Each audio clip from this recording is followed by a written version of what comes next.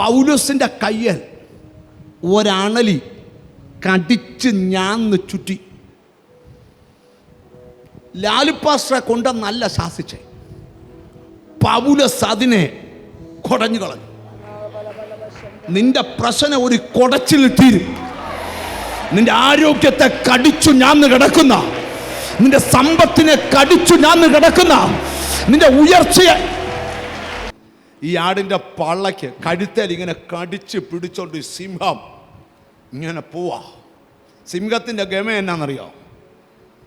സിംഹം വരും, ഇഷ്ടമുള്ളതിനെ പിടിക്കും, കൊണ്ടുപോകും. തിരിച്ച് ചോദിക്കാൻ ആളില്ല.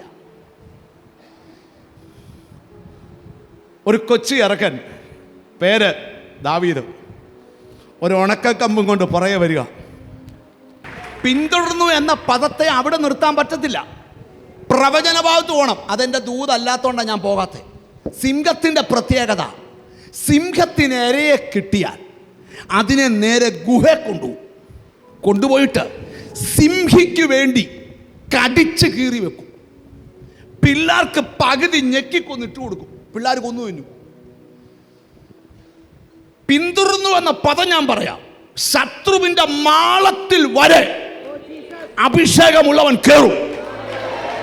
ഒരാമയും വരുന്നില്ല. വിശ്വാസം ഉണ്ടല്ലോ, സ്തോത്രം ചെയ്യാവൂ. ജീസസ്.